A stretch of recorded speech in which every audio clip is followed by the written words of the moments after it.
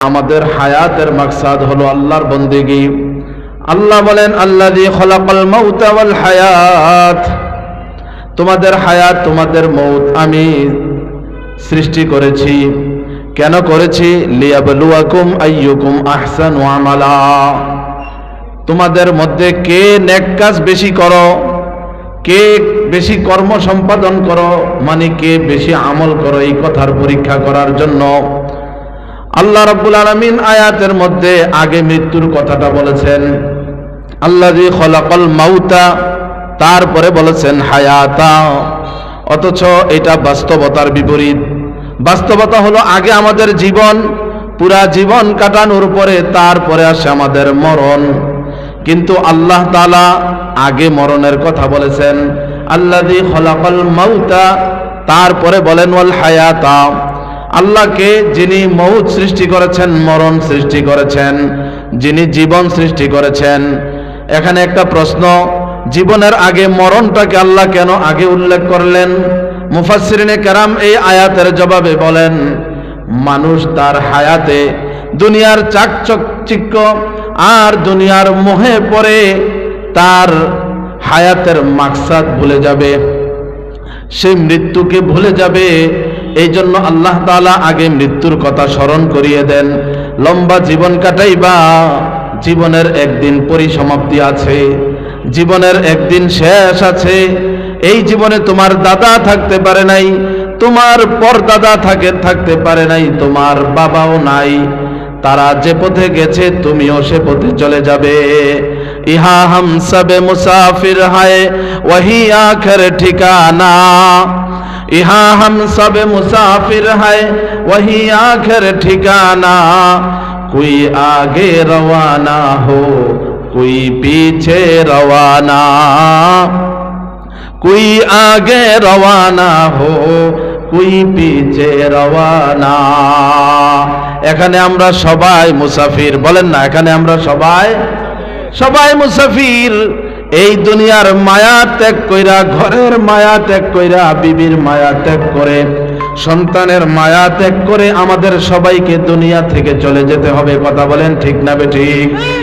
এই জন্য মুহতারাম হাজরিন, মহান রব্বুল আলামিন আমাদেরকে আগে মরণের কথা বলেছেন। তাইলে আমাদের এই দুনিয়ার হায়াতের মাকসাদ হলো আল্লাহ তাআলার বন্দেগী, আল্লাহ তাআলার গোলামি। এখন আসেন, আল্লাহ তাআলার গোলামি আমরা করব, আল্লাহ তাআলার ইবাদত করব।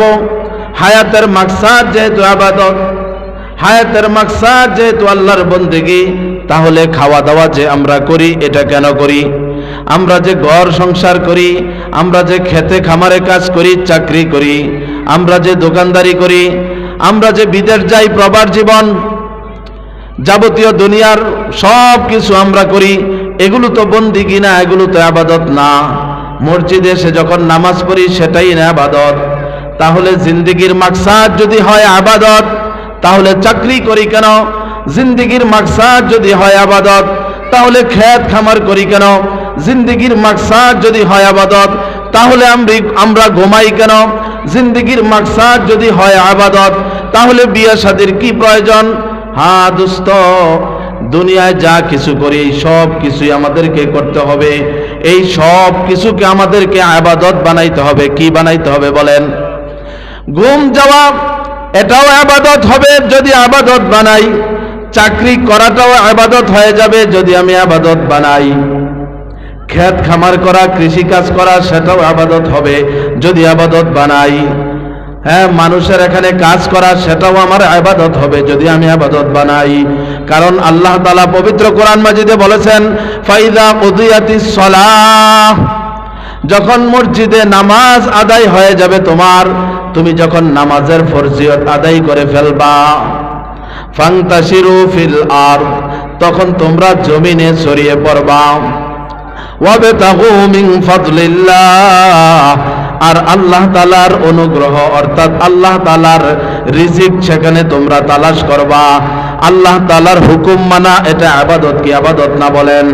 যেই আল্লাহ আমাদেরকে বললেন নামাজ পড়ো, আকিমুস সালাহ, নামাজ পড়ো, যেই আল্লাহ আমাদেরকে বললেন আতুজ যাকাত, যাকাত প্রদান করো, যেই আল্লাহ আমাদেরকে বললেন আতিমুল হজ্জা ওয়াল উমরাতা লিল্লাহ, আল্লাহর জন্য হজ করো, আল্লাহর জন্য উমরা করো, সেই আল্লাহ আমাদেরকে বললেন নামাজ যখন শেষ হবে জমিনে ছড়িয়ে পড়ো। সেই আল্লাহ আমাদেরকে বললেন নামাজ যখন শেষ হবে, নামাজের ফরজিয়ত যখন আদায় করে ফেলবে, তখন তোমরা মাঠে নেমে পড়ো, রিজিক তালাশ করো, নিজের ভরণ পোষণের ব্যবস্থা করো, নিজের জন্য রিজিক আহার করো, পরিবার পরিজনের জন্য রিজিক আহার করো। এই জন্য মুহতারাম হাজিরিন, মুমিন মুসলমানের 24টা ঘন্টার প্রত্যেকটা কাজ, মুমিন মুসলমানের 24টা ঘন্টার প্রতিটি কাজ ইবাদত হবে যদি আমরা ইবাদত বানাই। যদি কি বানাই জোরে বলেন? ইবাদত বানাই। ইবাদত কিভাবে বানাবো? আর আল্লাহ যে বলছেন ইবাদতের জন্যই আমাদেরকে বানানো হয়েছে, গভীর মনোযোগ, আমাদেরকে সৃষ্টি করা হয়েছে ইবাদতের জন্য। আবার আমাদের 24টা ঘন্টার প্রতিটি কাজ আমাদেরকে ইবাদত বানাতে হবে। ইবাদত শুদ্ধভাবে করার জন্য এবং জীবনের প্রতিটি কাজ ইবাদত বানানোর জন্য আমাদেরকে যেই জিনিস অর্জন করতে হবে তার নাম হলো ইলম। তার নাম হলো, বলেন কি? মন মতো ইবাদত করলে, আমল করলে এই আমল কবুল হয় না। আবার বিনা ইলমে চাকরি করলে সেই চাকরি ইবাদত হবে না।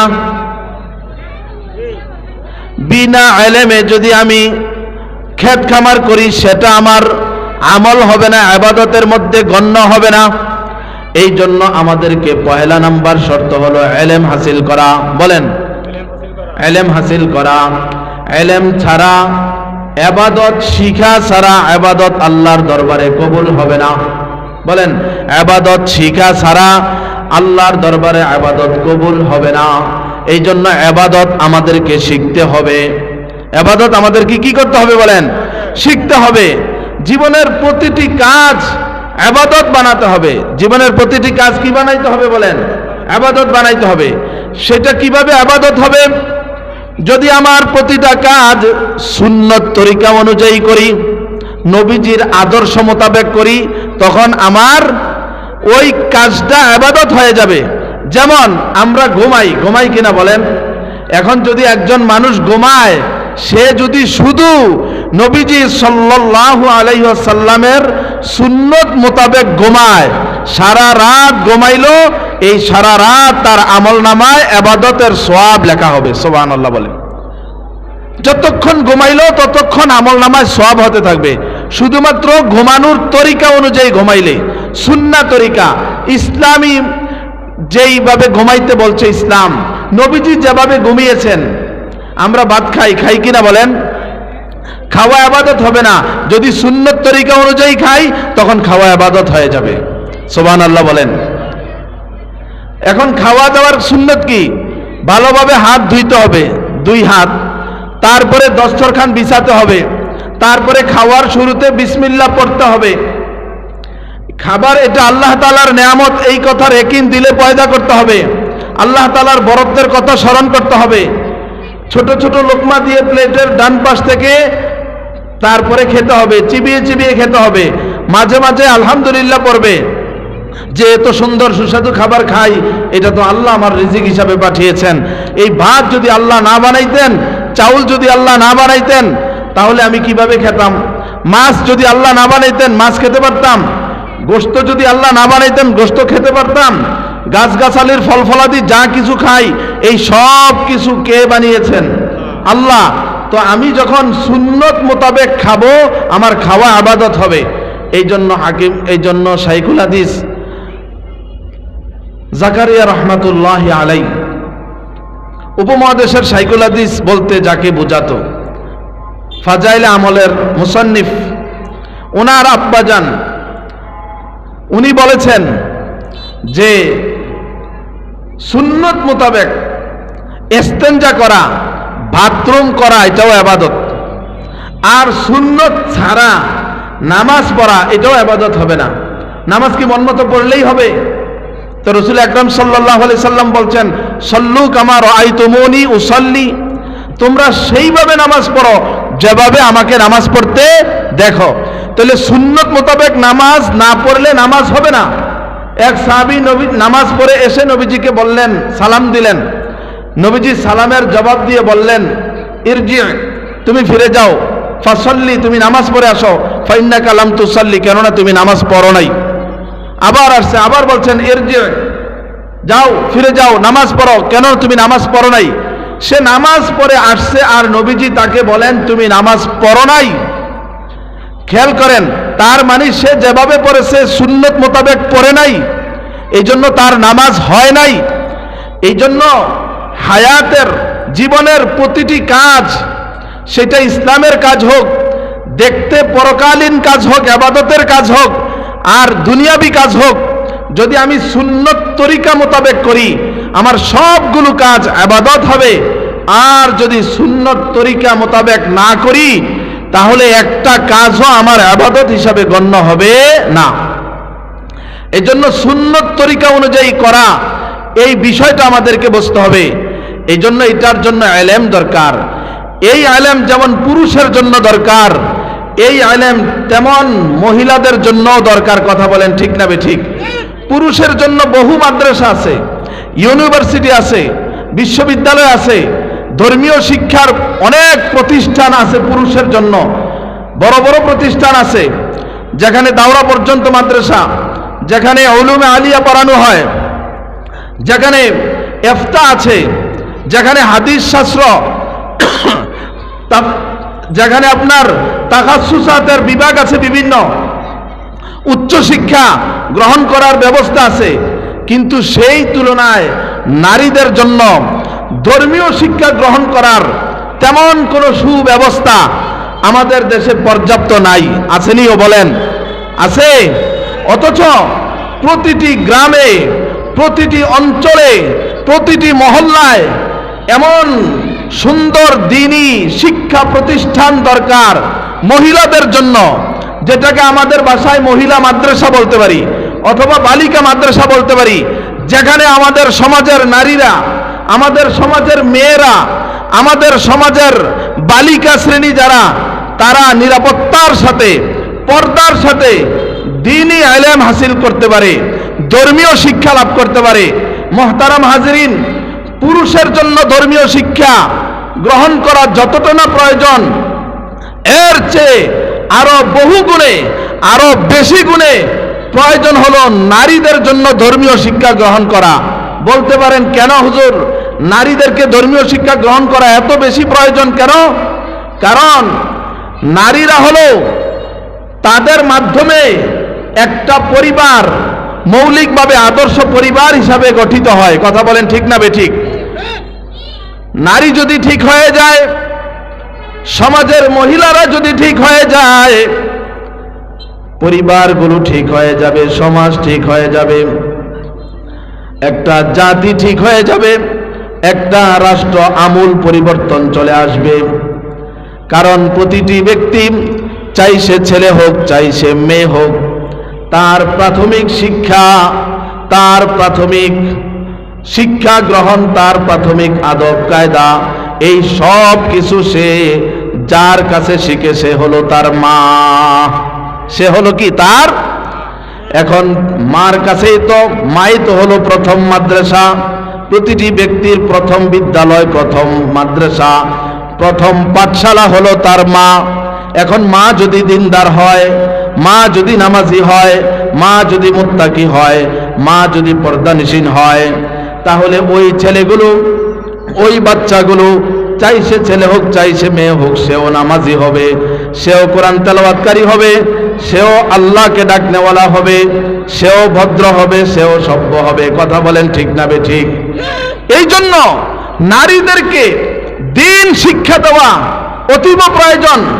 তার দ্বারাই মৌলিকভাবে এই শিশু শ্রেণী যারা, এই যে কিশোর যারা মাত্র কথা বলা যারা শিখে, কথা মাত্র বলা শিখতেছে, তারা গঠিত হবে তার মায়ের কাছে।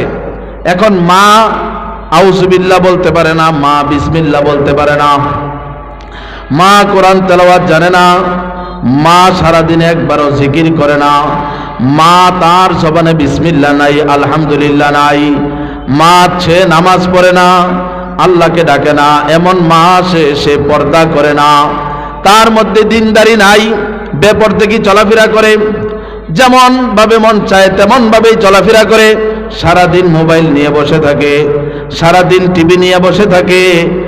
এমন যদি হয় পরিবারের মায়ের অবস্থা, ওই পরিবারে যেই সন্তানগুলো বড় হবে, ওই পরিবারে যেই বাচ্চাগুলো বড় হবে, এই বাচ্চাগুলো মুত্তাকি বাচ্চা হওয়া, এই বাচ্চাগুলো দিনদার হওয়া, এই বাচ্চাগুলো আখলাকওয়ালা হওয়া, এই বাচ্চাগুলো আদবওয়ালা হওয়া, এই বাচ্চাগুলো মা বাবার অনুগত হওয়া, এই বাচ্চাগুলো নামাজি হওয়া, এই বাচ্চাগুলো মুত্তাকি হওয়া বড় কঠিন হয়ে যাবে। কারণ সে তো ছোটকাল থেকেই দেখতেছে তার মা নামাজ পড়ে না, তার মা পর্দা করে না, তার মা জিকির করে না, তার মা কোনোদিন কোরআন তেলাওয়াত করে না, কোরআন নিয়ে বসে না, সব সময় মোবাইল একটা লাগায়া বসে থাকে, সব সময় নাটক দেখে, সব সময় টিভি ছেড়ে বসে থাকে।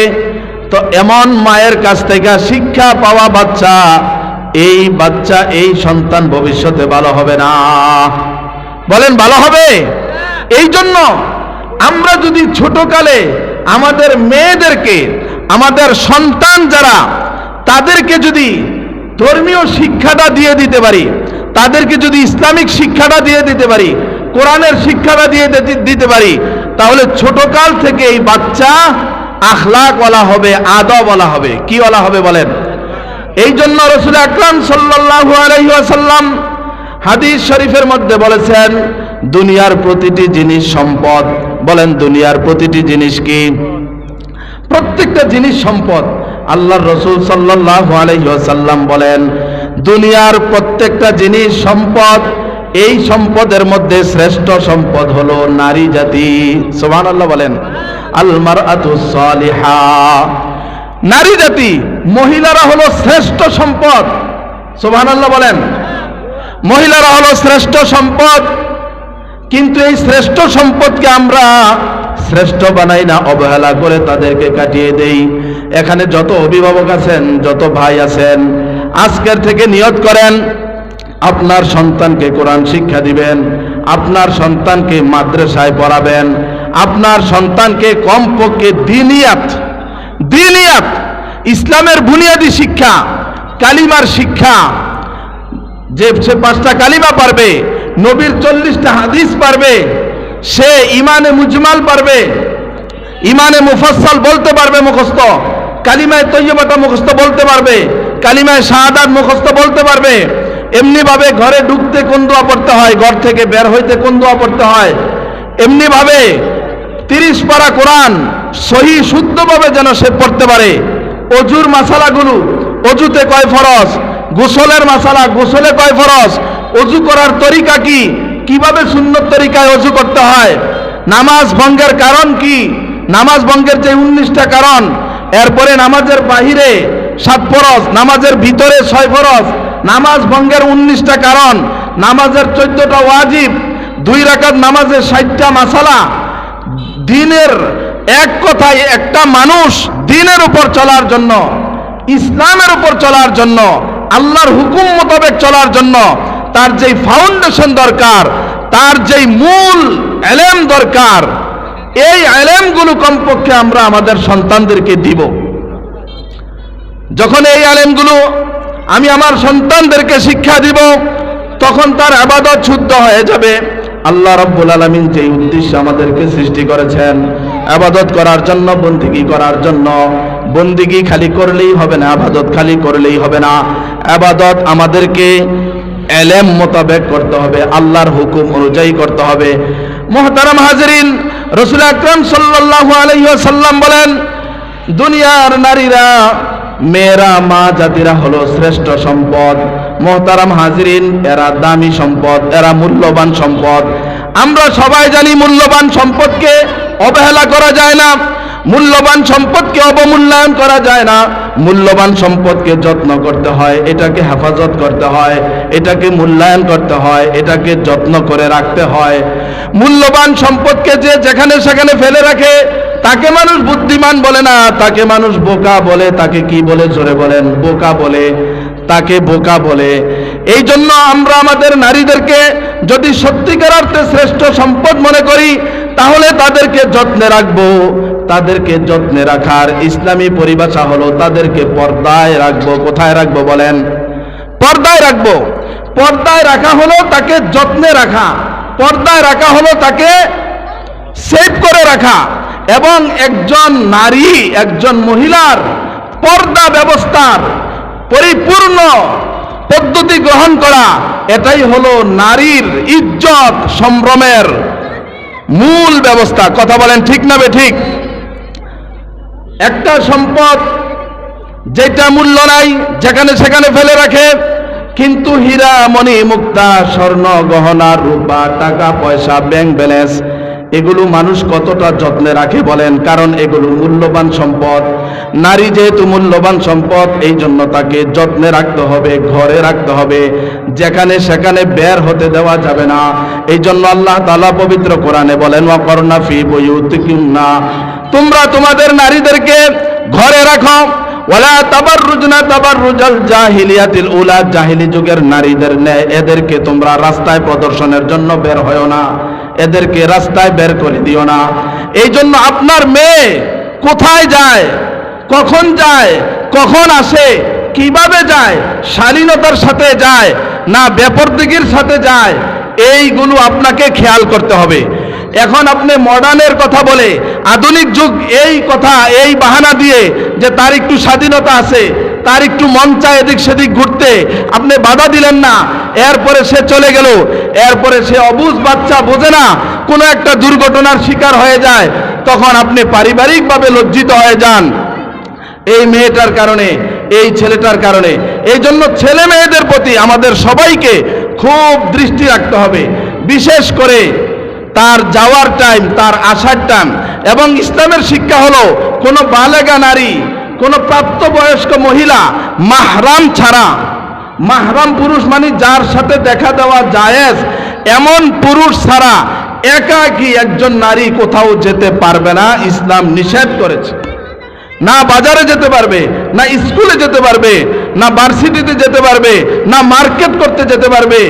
এমনকি হজ যদি ওই নারীর উপর ফরজ হয়, যে তার অনেক টাকা পয়সা, বিপুল পরিমাণ সম্পদ আছে, তারপরও ইসলাম বলছে যদি ওই নারীর মাহরাম না থাকে, হ্যাঁ, তার সাথে যাওয়ার মতো কোনো মাহরাম পুরুষ না থাকে, তার ভাই নাই, তার বাবা নাই, তার স্বামী নাই, অথবা তার কোনো আপনজন মাহরাম কোনো পুরুষ নাই, তাহলে ওই ক্ষেত্রে ওই নারীর উপর হজ ফরজ হলেও সে হজ করতে পারবে না, শরীয়ত নিষেধ করেছে। তাইলে একাকী বের হতে পারে? এই জন্য নারীরা একাকী বের হতে পারে না।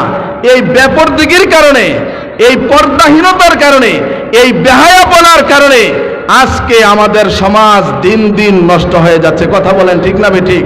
সমাজের এই অবক্ষয়, এই দেশের এই অবক্ষয়, দেশ পিছিয়ে যাওয়ার এই মূল কারণ পারিবারিক যেই কলহ, পারিবারিক যেই দ্বন্দ্ব, অথবা পারস্পরিক যেই মনোমালিন্যতা, একে অপরের প্রতি যেই শ্রদ্ধা নাই, ভক্তি নাই, কেউ কারো কথা শোনে না, তার মূল কারণ হলো আমরা যথাযথ যেই পদক্ষেপ, যেই ব্যবস্থা আমাদের সন্তানদের ব্যাপারে নেওয়ার দরকার ছিল, এইগুলো আমরা নেই না।